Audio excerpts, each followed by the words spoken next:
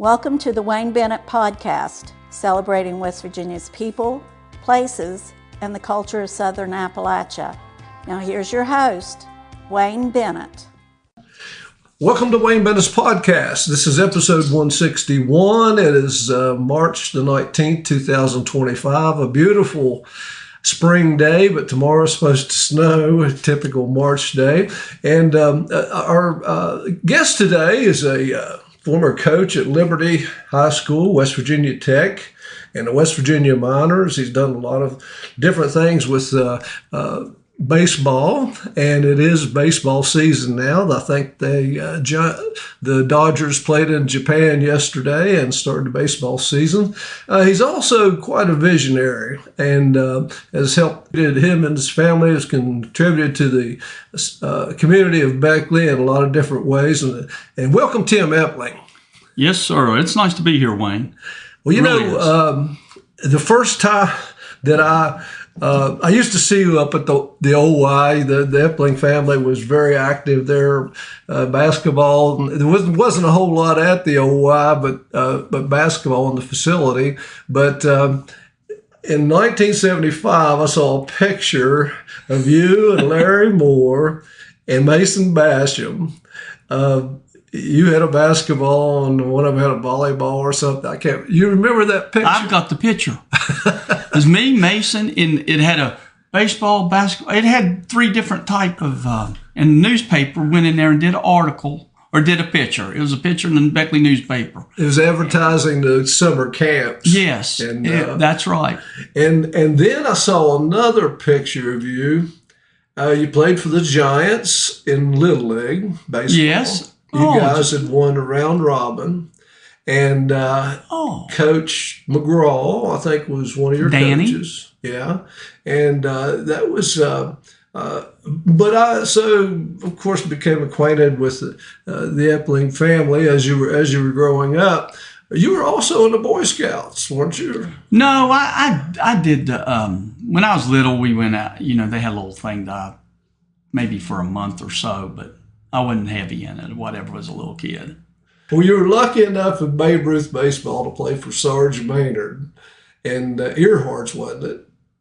I played for Dean's Construction, and Dad took a little team, but Sarge was over there, and that was probably at that time, Beckley Babe Ruth's field was about as good as anything you could play on. And now I used to bring back a lot of good memories too, because I coached over there, and some of those players I still coach from Babe Ruth, still to this day, and this is back in the 90s, early 90s, when I got out of professional baseball and from umpiring. You know, I spent 9 years in professional baseball and then scouting for Detroit and Cincinnati for 2. And so when I came back here, I started coaching over at Beckley Babe Ruth. I was Little League. I went to Babe Ruth. I went American Legion, and then high school, then the college, and then the West Virginia Miners. And let's go back. We're getting ahead of ourselves. Okay, let's do that. You were playing Little League baseball. I mean Babe Ruth baseball with some of the same guys that you played high school with, John Maynard, Jack Bowman, that bunch. That's a pretty good bunch of guys. And I remember 1980, you guys were second in the state, weren't you? Yeah, we went to the state championship in 1980, that's correct. Who lost that game as a pitcher? John did. John started. What happened is Coach Parham had gotten pneumonia, and he was in the hospital during that time. Really? And I went in there, and we played Huntington East, and Shoemate, that big lefty down there, he just, I think it was 4-0, something like that. I can still remember he just mowed us down. He was probably one of the best pitchers in the state. Well, Huntington East back then had great summer Babe Ruth teams and everything. Oh, yeah. They were loaded. Yeah. I remember watching you guys. And then you went to Methodist down in North Carolina. Yes. And did you graduate from there? No, I went there for 2 years, and then I came back and went into professional umpiring school. Okay. And I played for Coach Austin, who is the Hall of Fame He has got like 1,500 wins in the NCAA. He's still there. And he's a Hall of Fame. Coach Austin's probably one of the best coaches in the entire country. And I was able to, I give all the credit, whatever I've accomplished in baseball, to him, because he set a foundation for me to understand how it is at a high level. Because, you got to understand, this is a little Division III school. But back then, they could play anybody. Yeah. We played Wake Forest. We played Clemson.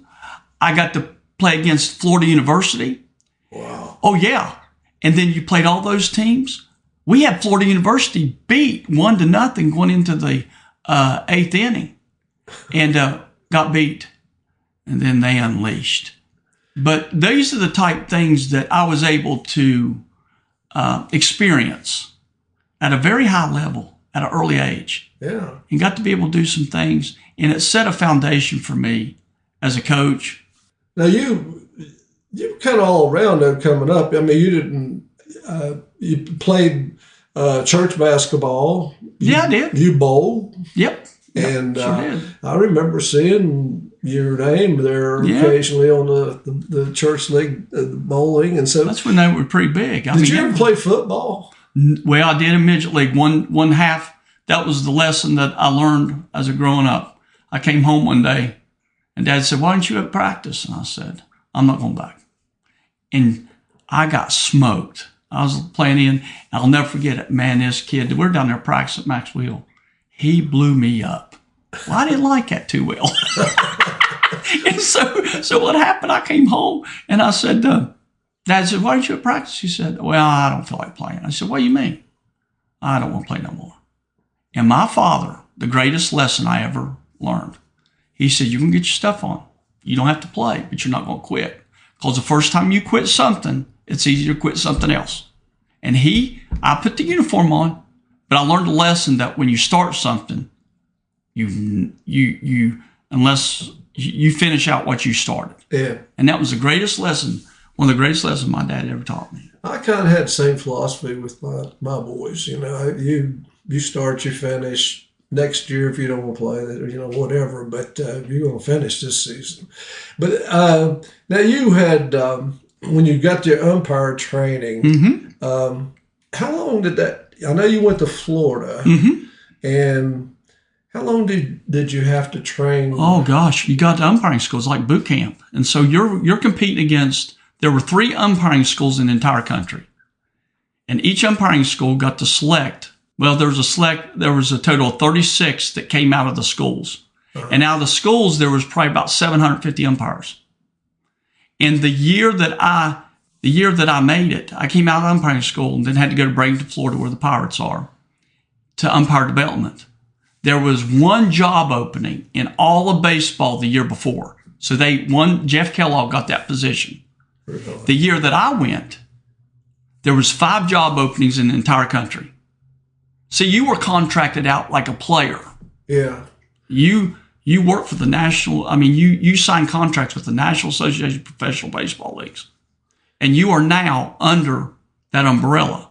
And so the year that I went, here I am competing against over 550 umpires for 5 positions. And I went in through the last week of umpire development, and I came through my evaluation at the end of the week. They told me to sit in that chair. He said, "Tim, how you think you did?" I said, "Well, I don't know." He said, "Well, congratulations. Get your stuff. You'll be assigned." And I got assigned to the Appalachian League way back in the day. That was good. The rookie league. It was rookie. Yeah. All right. You have different levels. The rookie league, and then you have single A, you have long A, you got double A, you got triple A. And I worked myself up. I was the fastest moving umpire in the entire country when I got out in 1991. And I was headed to AAA. I was headed to the Pacific Coast League. What'd you get out? Well, Kendrick, my wife at that time, was pregnant, and I had to make a decision to raise a family. You can't live on an umpiring salary, because we were salaried out. Yeah. And all the travel and everything, and I couldn't see myself being away from home, because when you're in the minor leagues like that, you started in April Well, spring training started in March, okay? And I reported I was in the Clearwater Phillies, I was with Braden Pirates through spring trainings and all that. And you started March, you did your league, you worked 162 ball games a year. And then in October, you went to instructional league. And that lasted for 6-8 weeks. So I was away from home that much time doing my job. And my son being born, I had to make a decision because you don't have a career in minor leagues. And the old guys up in the big leagues, them older guys were never getting out. They were staying up there till they were 65. Doug Harvey and all of them, they wouldn't leave. So unless somebody left, you couldn't. And I was going to AAA. Now, when you get to AAA, they called me and said, Tim, I was reporting to the Boston Red Sox down in Winter Haven, Florida. He said, and I had my major league spring training. I was in the big leagues during spring training, and I got to meet all kinds of people. And that's the beauty about baseball. It's about the relationships and the people you meet. And now, some of those same people that I connected with way back in the day, I still have partners that was in the big leagues umpiring. I watch TV, and there's old Cubby, there's Kerwin Dantley, there's that, and I work with all those guys. Still calling. They're still Oh calling. yeah, they're still up there. A couple of them are. Even with all the COVID. Now the COVID thing changed a lot of things. Yeah. Like we all have. Now when you got out, I know you helped a lot of the local people. Yes. Training a correct position, all that kind of stuff, and that made a big difference because I umpired one year out at Beckley Babe Ruth. They had a shortage, and I called the whole year. Called the Ohio Valley 13-year-old all-star thing and all that. Yeah. And other than handing me a rule book, I didn't have no training at all. And I would you didn't have YouTube and stuff back then, and it was a tough situation. The only thing that kept me going, I liked to call behind the plate, and most of the other guys didn't like to. I liked to call balls and strikes. I think maybe because I was a catcher in baseball, but you started, helping train people. You started coaching at Liberty High School. Yep. And that program had caught on pretty well. You remember the time we had the basketball game up at Park? Harlem. I didn't know what I was doing. I brought them and sat there, and I think they scammed us out of some money up there. And he said, "You told me." He said, "Did you check out?" I said, "No, I just, I'm a trustworthy guy." I said, "No, I think they got all that little fundraising money we did." I think, oh God. That was a learning experience for me because I'd never done, That was it was a Harlem Magicians. Yeah. And we had a gym full of people. And we're going to split the money between Park Athletic and your baseball team. And an hour before the ball game, the gym is packed. Yeah. And the basketball team hadn't showed up yet. They were going to play some local guys. Yeah, and the Magicians hadn't showed up yet. Man, I'm getting nervous now. And this is back before cell phones and stuff. We didn't know where they were at or anything. Right. And they came in. They put on a good show. It was the fans loved it and everything. Like I said, I don't know what happened to them afterwards. They tried to be they were like the Harlem Globetrotter type thing. Yeah, they were something else. But then you stayed there a few years, went to Tech. Mm-hmm. When you went down to W Tech at Montgomery, they had a lot of issues, field issues. Oh, geez. And your dad helped some, and you guys had to renovate the stadium. No, they didn't have a field. I played 29 games on the road my first year. Oh, they didn't have a field? No, I didn't even have a field. Oh. I didn't even have a batting cage, believe it or not. So we went down, and Old East Bank Middle School had a big old backyard, I'll call it. And people put go-karts on that thing. It was just all tore up. And I went down there and I got together with Dad and I said, "Dad, we can build us a little field over here." And we turfed. It was the first baseball field ever turfed like that because the outfield was grass, the infield was turf. It was probably the best thing that ever happened to that community. And And so when I went there, now I really cut my teeth. I learned so much when I left Liberty and went down there, and they hired me. I took Tony Gibby. Really? I took his place. He left to go to Rich Rod. So that left an opening. And the athletic director at that time was Mike Springston, who just got inducted in the Hall of Fame at Tech for football. Greatest football mind. He is the one who invented, now a lot of people don't know this, he's the one, you see the spread offense? That's him. He is the one, the very first coach, football coach, to ever do the run spread read system when he was Rich's offensive coordinator up there in Glenville. And he hired me. Huh. And good man. He lives in Mount Airy now. And I cut my teeth there. I mean, for 9 years, So you had to build a field. You had we to did. Stadium. Little field, just a little field. You got field. hooked up with Fellowship of Christian Athletes around that time, too. Yeah, I did. So you coached at Tech. When did you decide to do a West Virginia Minors thing? I mean, 2009. 2009. And how did that come about? Well, I kind of got asked to start baseball for Mountain State University. I'll put it that way. If you notice, the stadium has blue chairs. They have, and the scoreboard is blue. And it had, it's just Mountain State University. They wanted me to start baseball here in Beckley. And that was a dream of mine at that time. And then right after that is when the school went the other direction with all the problems they had. Yeah. And I was left, and we were pushing dirt. We had already got the infield started. We didn't know what we were going to. And I went, and a friend of mine who was a commissioner of the Frontier League, and I called him up and said, look, I think I want to put a independent baseball team here. He goes, Tim, I got a contact for you.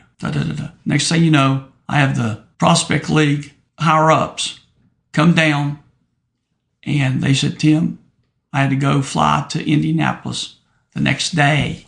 I put a 3-year proposal together within 12 hours and went up there, gave my presentation, and they accepted us in the Prospect League. And then that's how that transpired. And I'd never heard of a Prospect League until then. Mm-hmm. And 9 years, you guys won 3 championships. You were up in the top most of the time. And, of course, in the meantime, you've had another child, Kayla. Yep. And it was I went living in close proximity, went to several games up there. I remember one time I went up there on Father's Day, and they had a special Father's Day thing. And it seemed like it was very well accepted by the community, at least the first 8 or 9 years. it was booming. But in the meantime, you were teaching. You had opened up the upper deck, and That's you right. were teaching Mm-hmm. and coaching younger athletes. How did that go about? I mean, did that come? Has that been successful? The upper deck? Oh, it was very, very. And this is the thing. I was on staff at the Texas Baseball Ranch down in Houston, Texas. Me and Ron Wolforth, who's on Showtime Sports. He's been on HBO. He's got a big, huge training center down there. I helped train Trevor Bauer. Wow. A lot of people don't know, Trevor. When he was in UCLA, and he went before he got signed with the Diamondbacks, I think it was Diamondbacks real quick. And Trevor was down there in Houston, and I was on staff there. Brent Strom, who's the pitching coach for the Diamondbacks now, who was with Houston, he's one of my best friends. I brought him into Beckley, and we did some pitching symposium there at the center. And so all these connections that I cut my teeth on, I learned pretty much the foundation of what I know comes from Ron Wolforth down at the Texas Baseball Ranch. Because there's no state in the entire country that is more competitive than Texas. And in their youth programs from all that. And I learned how to train. And I came out of that on the ground floor of all this stuff that they're doing now. You mentioned Trevor Bauer. I think he's coming back. I hope so. He was in Japan or something. And then I was thinking he was going to be coming back. You had in 2019, you decided you didn't want to coach anymore. You went into, opened up, was it Destiny Ministries? Yeah, me and my wife, Diane, who's sitting here with us, she had a ministry, Destiny Ministries.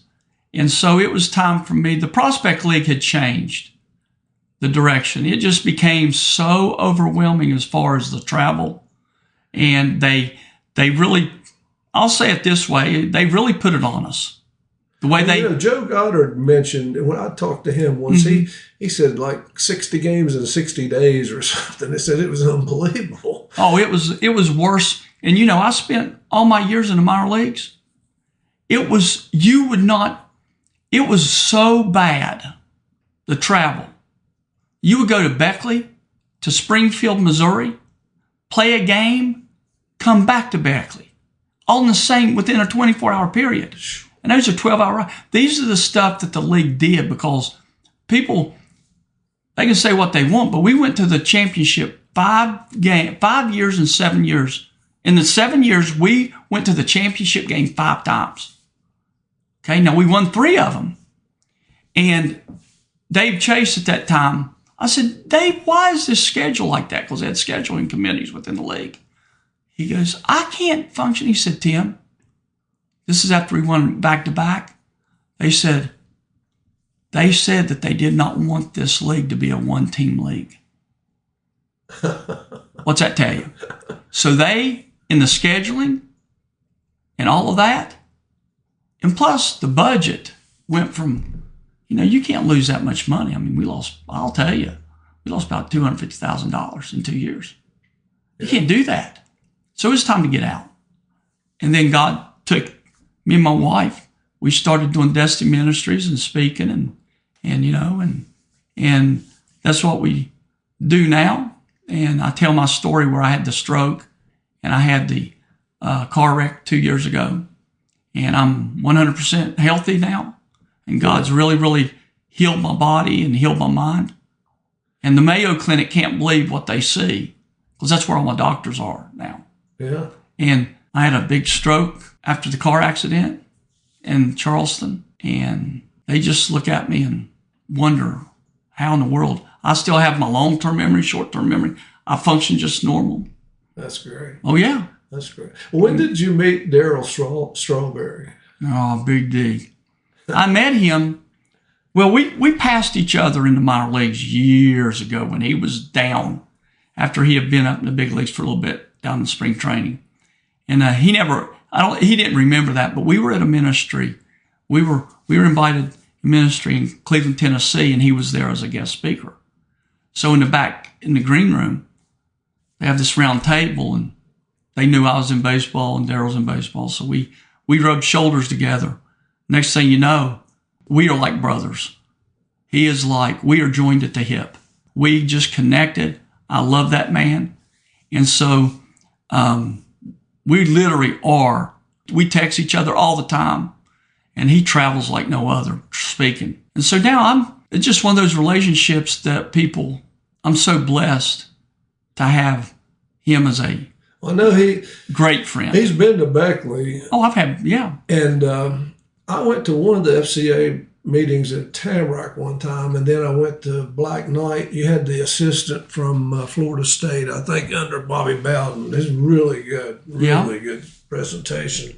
And but then one of Darryl Strawberry's appearances, you guys got rained out or snowed out or COVID, or I can't remember. One of those things happened. But now the stadium itself, you haven't had a team in the last 2 years. 2 years, that's right. And what's the plans for the stadium? My son Kendrick has pretty much taken over the facility management and that sort of thing. When I had to retire from the rec and everything. So right now the youth, you still have the high school techs using it. I don't think there'll ever be a prospect league team like that there, just because of the changes that's happened in collegiate. Because this portal stuff, and I'm right in the middle of this. See. So I'm watching all this come. There's a reason why these college coaches are getting out of the game, okay? And everybody knows But it affected, I saw it coming a year before it happened because I was intertwined with all the colleges all across the country. I mean, I'm connected with all of them. And because those are my kids that played for me. So through over 20 years of networking, from California to University of Hawaii, everybody. And when you see these kids coming out of high school, and you see these kids coming out of JUCOs, and they got money on their mind, it's not about the education anymore. It's about who can grab these kids out of the portal. And we can't make Johnny unhappy because he's going to leave. So you saw the shift in the attitude of the players coming up, and it made coaching and developing so hard because it took away from what we love to do. Yeah. As it's more than just putting a uniform on and going out there and flipping signs, It's what goes on the months before the season is the most fun part. It's all taken away now. Something's going to give. Because now the colleges have turned into the minor leagues and preparing these kids for the major leagues or the NFL or the NBA. That's why Major League Baseball don't even really have minor leagues anymore. No, they don't. They shut all that down. Yeah. And so now it's become so, and it's all because of the NCAA, because of the craziness. They were afraid that the politicians was going to get in their back pocket. And I knew this from people I know and talked to at some high levels. They were scared to death that Congress was going to get in their back pocket, so they made all these changes to pay the players to satisfy the politicians because they were pushing that kind of thing. You're making all this money off of these kids' names, and what are they getting? And now look at them. It's a mess. Well, I've always thought that the players should get paid something, but I think we need to be transparent out there. Who's getting paid what? Where's it coming from? Those kind of things. And you don't know what these guys are getting paid. I've never seen, there's just speculation. I think, that the NCAA or what legislative body, somebody needs to get a hold up and say, we can do this, we can do that, and set some rules. But now it's guys are just doing whatever they want to do. And I mean, it would drive me crazy as a coach. Oh. I mean, I couldn't, but wait till Title IX gets involved. Wait till the girls are going to say, wait a minute, we're not getting this kind of money. Why not? And it's going to be funny. I'm kind of excited to see that happen. Well, you never know, but what I've heard from people that I still have conversations from time to time at the college level, they are going to have these players sign contracts. So because what you're doing, you're seeing all these hopping from one institution to another. They are looking at players, if they sign them to that, let's say WVU, for example, they will sign a contract and it's going to be binding that they have to be there for 3 or 4 years or whatever, or they forfeit their whatever they're getting. Yeah. And that's what's getting ready to happen, I believe, from what I hear. Well, that might tone it down some, And what about the league that Charleston plays in? That's a independent baseball league. I like that baseball. Yep. I mean, I went down there last summer and watched, and you had some guys that played pro ball, and I mean, some of them were in their 30s and stuff. They could still play. I mean, it's still good baseball, but do you think there might ever be a chance they come to Epling Stadium? No, it's too expensive just to have a team in that league. Really? Because I knew the commissioner there. Yeah. And you're having that's who I contacted first to bring to Beckley. And it was just to get in that league. Because you have AAA, AA, single A players in that. Now, I don't know how the format is now. And some of my former players that played for me are general managers in that league. And that's the thing. They get paid. They have all this. I was connected with that. And if the minors, just in those 9 years or whatever, the years, not 9 years, but just one team, we have over 110 players that came through our team that signed for money. 110 just on one team. And a lot of those players signed with the Frontier League. And one of the big things that they have to watch out for in that league is comp. So a kid gets hurt, then they put them on comp. And they would stick a couple of hundred. It's funny how that system works. They'd stick a couple of $100 in their pocket. Hey, would you play tonight? Get them back on the track. Yeah. But, it's a big money. It is a very big money league. Now you have several that Woodrow Wilson's playing over there today, actually, I think the first game, and some of the high school teams, and you've had a middle school league. Yeah. And how's the turf on Epling Stadium? Have you changed it? No, we haven't had to, because we take really good care of it. Yeah. You have to keep it up. Yeah. Now, that's not to say that we have to, Dad's he's the one who kind of oversees the making sure that the field is, if it gets a hole in the turf or whatever. That's the reason why we stopped using metal cleats on that thing. Yeah. At first, we used metal cleats when I first got there, but it was tearing it up. And so for that turf to be there for that long, that's great. It's been very, very, very good for the community and all the games that played on it. We just got to watch, because high schools are allowed to use metal cleats. So they got to watch out, because that'll tear that up. Yeah, absolutely. Really easy. You have food distribution over there, which is very well organized. You've had Praise in the Park. You've had, in the meantime, you became a grandpa somewhere along the line. How many? Amen. A year old. You got one. I got one, and I want another one. I've already been talking to my daughter-in-law and my son. I said, listen, a baseball team is made up of 9 kids, okay? I'm just letting you know. Grandkids are the greatest. Oh, yeah. Now, you have your mother is as a county commissioner, has been for several years. Yep. Matt just got elected to a magistrate. Have you ever thought about politics? Years ago, they asked me to run for, back in 2013, they asked me to run for state senate and I just wasn't in that realm. I like what I'm doing now, and that's a different ballgame. I really feel like I can do better working with the community with what I'm doing. And because my passion, I really love kids. Been around them all my life. And putting programs together or being able to look at what is broken and try to fix it. You have your wife's here, Diane, for moral support. Yeah. And you guys, again, you've been very active in the ministries. Yeah. Diane's got a book, Time with God. You might have more than one now. 3. Gosh, we're going to get her back and talk. We're going to have to interview her the next time. That's right. Tell us a little bit about the car wreck. I know you said it's been, doctors have thought it was a miracle. You've been blessed. Oh, yeah.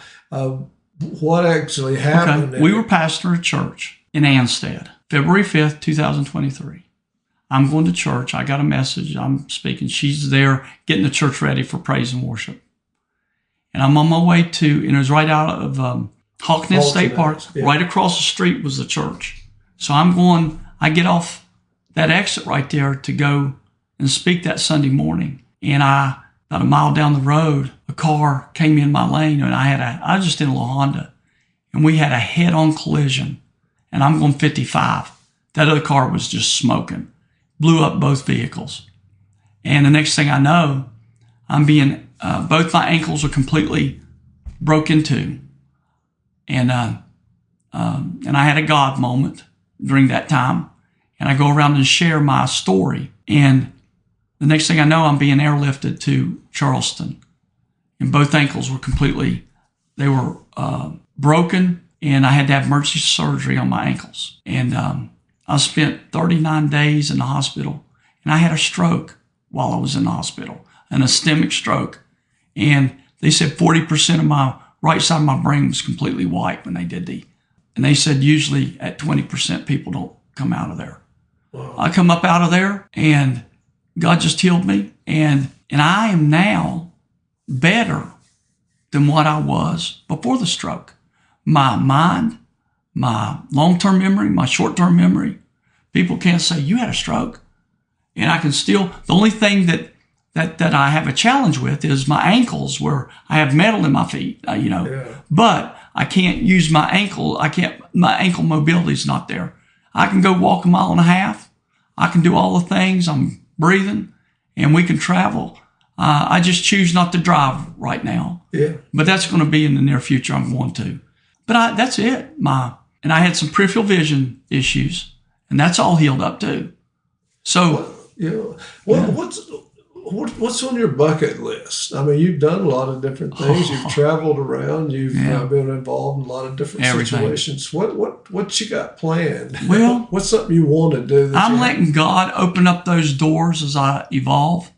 And because there's all kinds, I did fight a little bit of depression at times, and it's just normal to do that. When you can't, you want to go back the way it was before the stroke, and you can't. And as a man, you kind of fight these emotions, that sort of thing, because you want to go out there and do. And although I could do some of it at a real moderate level, I'm just letting God open up doors for me. And I love being with people. I like networking. I like, doing things that bring community together. I love that type thing. And, just like how we got together over at the Moose at that fundraiser over there. And I think, what was that? Yeah, that's where and you told me you were doing this podcast, I think. Yeah, we were sitting there. I like to go there because there's a lot of little league people, from the past and the future and present. And I was sitting there with Chuck Littlejohn, who was, helped raise a bunch of kids. He coached me. That's the whole thing. You mentioned the Giants. He was my baseball coach. When I'm here, I'm 10 years old, terrible player. You survived Chuck and Sarge Maynard. Well, Sarge was on the other end. He was the president of the East at that time. He had the Red Sox. And the Giants and the Red Sox played in the Little League Championship, and we beat them. Mr. McClung was my coach. Yeah. And I still can remember him calling back in. The coaches had to umpire and that sort of thing. I can still remember how he would call strikes behind the plate. Oh, it was like, oh my gosh. But that was with the good old days, because I still can remember things from those days right now. And it's really, really refreshing that you brought back things that, oh my gosh, Wayne, Well, people don't realize, I served my stint in Little League too. I coached 2 years. And if we played the first game, then the coaches had to umpire the second game, or vice versa. Yeah. And there was no pay or anything like that, And it was, and we practiced on any piece of flat ground you could find, and it was you had to look for it. I mean, but nowadays they've got Shady Spring Little League there. They got Beckley Little League, and they don't get in. I mean, we used to start Mother's Day is when they started playing their games. Now they start March, to get enough in. But it was good memories, and I wish that the county or whomever would come up with a better facility for Little League, because that catches all the water from Hartley Avenue and everything. They have no room to expand. You mean over at Beckley Little League? Yeah, it just seems. How about Pinecrest property over there? Well, it's hilly, and it's they're weighing in a lot of different things, but it's still well used and everything. Well, Tim, you've done a lot with the kids. You're Mr. Baseball as far as I'm concerned in Beckley. And without you, I mean, baseball wouldn't be, near what it is. Things that some of these kids, there are some some other people have opened up some little baseball schools or something, or have, I don't know whether they're still in existence or not, but nobody's done any more than the Epling family and you for sure. That's quite a testimony yourself. I mean, you've done a lot, and speaking for the community, I know I appreciate. I'm a baseball person. People always associate me with wrestling, but I grew up playing baseball, followed it. I'm a Washington Nats. You're a Nats. I actually was a Senator fan and a Cincinnati fan. Always been a Cincinnati fan, but when the Senators went out of business and then they came back as the Nationals, I got a son that lives up there, and we go to, and I actually tried to go to the World Series when they were playing in it, but the only tickets we could get was $800 a piece, and you had to stand up. And I said, I can't. Standing room only. I said, I can't stand up for 9 innings. I'm not at my age. I said, I can't do that. So we didn't get to do it, but we enjoyed it anyway. But can I get you to come back sometime? Oh, I'd love to, Wayne, because this is the thing. There's so much more. When you've been in baseball as long as I have had, it's a passion that God put in you, a calling, and you're appreciative of all the things you're able to accomplish or able to be in. And it's not about the baseball, it's about the relationships. That's what I missed the most about when I got out. I fell in a little bit of depression for about a year because I missed all the relationships that you built, the camaraderie, of people. And baseball's a big, big sport, but it's so small. And you can connect. It's just a great family to keep, conversations and talk about it's like talk about the good old days all the time and how it used to be. And now with all technology, they're starting to put with technology, they're changing the strikes and appeal and gosh. Where's the purity of the game, And me and Stromy talk from time to time, Brent, and he's been Major League Pitching Coach of the Year. When he was with Houston, that's another thing.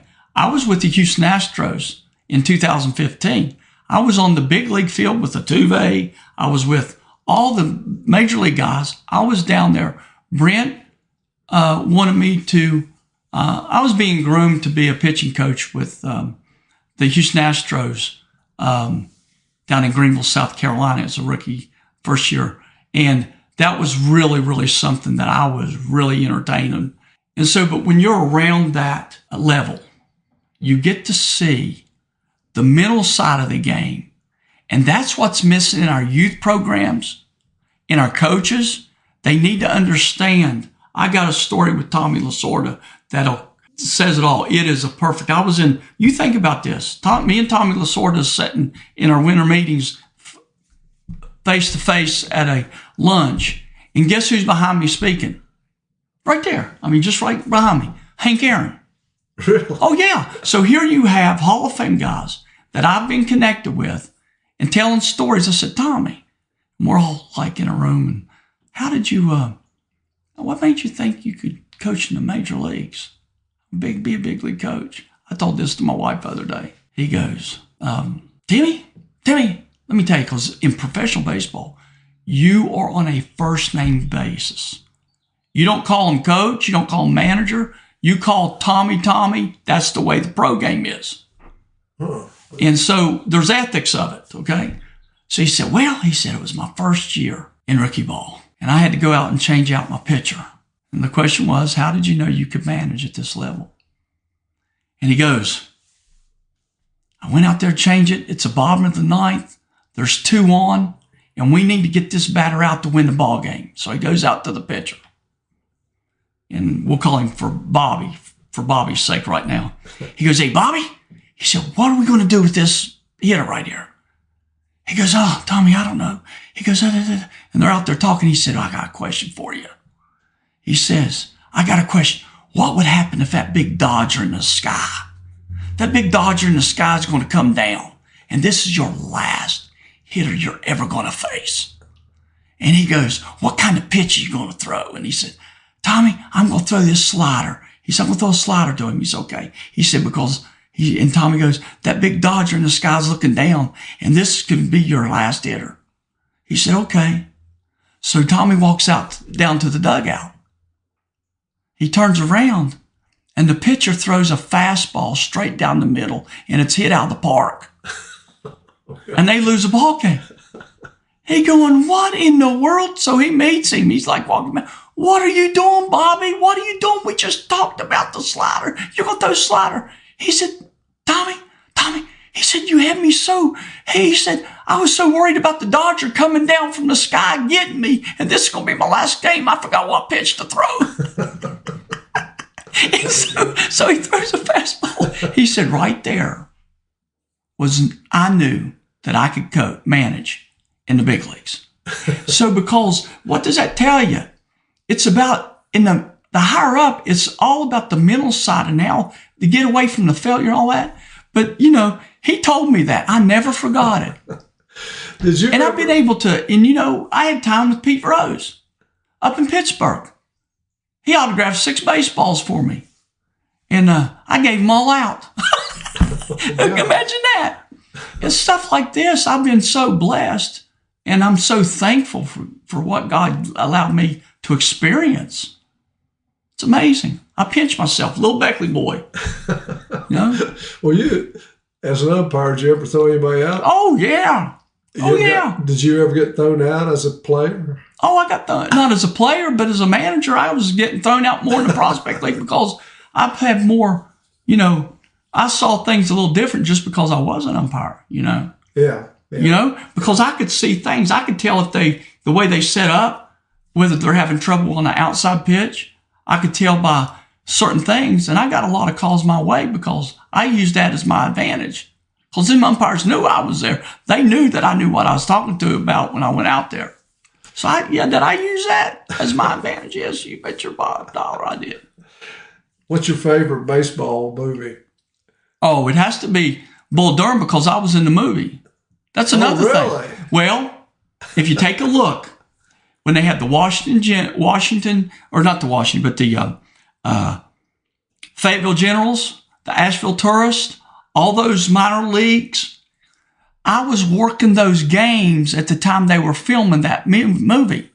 Really? Yeah. Kevin Costner and Sharon, what's her name? They were me and my partner, they kind of were taking live excerpts in that Bull Durham movie. Well, I was working those games. Max Paxton that's in there. Me and Max, I got a story on Max. Oh my gosh. It is so funny because we had him about 3 or 4 times one year. And at the end of his little skit, he would hit the ball to the shortstop and then he would run to third base instead of first. And then they would throw him, you would call him safe and he would get thrown out of the game. And that's how you ended his little thing. I got a story on that one too. But these things, when I see Max in that movie, the clown prince of baseball. Well, what happened, let me tell you what happened. So we go to the movie, very first showing. Me and my partner were excited because, they're filming, it comes out in 1988, I think, 88, 89. So we're at the movie. And I'm looking and say, man, you know what? We're going to be, this is big time, 1980, We go in there and they had, how they fuzz out your face? They fuzzed out our face because we didn't have. Hadn't signed anything. Yeah, we didn't sign nothing. So they didn't want, and so and here we are. Well, here I'm thinking, I'm going to be a big movie star. Oh, look at that. And we sat there saying, oh man. But we were, me and my partner, Tim Lombardo, and we worked those games, and they would follow us. And the Asheville, when you see the Fayetteville Generals, that was the Detroit Tigers farms team. Nashville Tourists was the Houston. Yeah. And Keith Bowe, I know John Lippon, all those guys were. Travis Fryman was there. I don't know if you remember him. He was the third baseman for Detroit for years. Craig Biggio, all those guys. Well, I'll tell you what, you make a list of some of the stories and come back and we're going to tell some more stories. Oh, yeah, that would be good. Yeah. We'll do that. But like I said, I'd love to get you back sometime. I'm glad you stopped by to talk. Yes, sir, Wayne. I enjoyed this. This was nice. I've enjoyed talking to you. And we'll get your wife Diane. Oh, yeah. She's got 3 fabulous books. And it is they are legit. I'll have to read a couple of them before we get her on here. And I'm a voracious reader. I read about 3 or 4 books a week usually. Wow. And of wide varieties. Well, thank you. And anybody else that would like to be on our program, we will get you on here. Just hit us up at awbennett50@gmail.com. And until then, remember, if you're not dead yet, you're not done yet. This is Wayne Bennett, and God bless you.